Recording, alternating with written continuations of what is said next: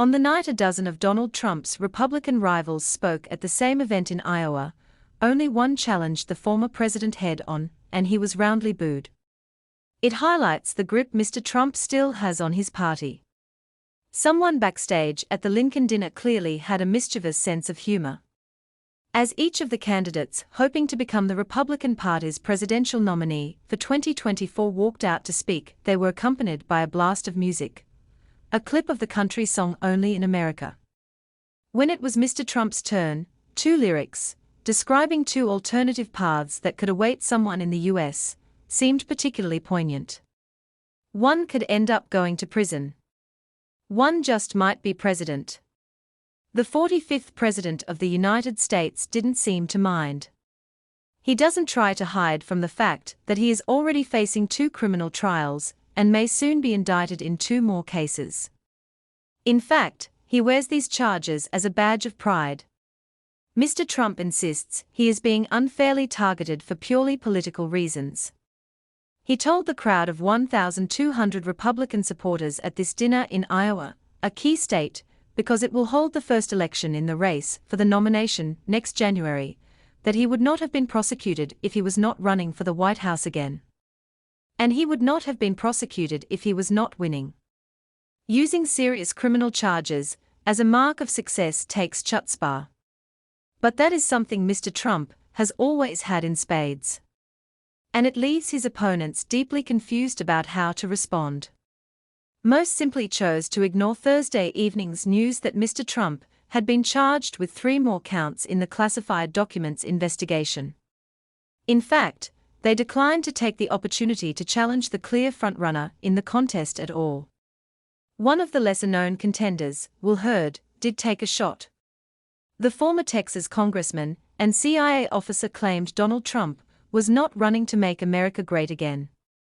Donald Trump is not running for president to represent the people that voted for him in 2016 or 2020.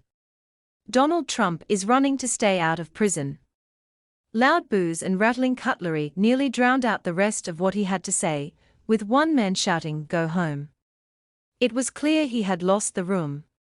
Stacey Tiber, one of many Republican voters wearing Trump stickers, told me she did not believe any of the charges against Mr. Trump. If the political establishment were trying so hard to get him out of the way, they must be terrified he will beat Joe Biden, she said.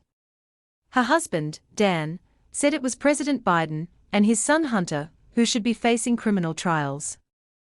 He and many others in the ballroom repeated unproven allegations about Hunter's business dealings and claims of foreign influence, which the White House has dismissed, but Republicans in Congress are investigating.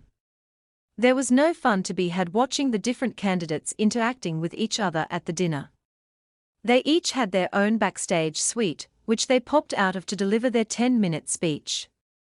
They actually didn't have to see each other at all. Maybe there will be more fireworks when the candidates come face-to-face at the first Republican debate on the 23rd of August, although Mr. Trump has suggested he might skip it because he is so far ahead in the polls.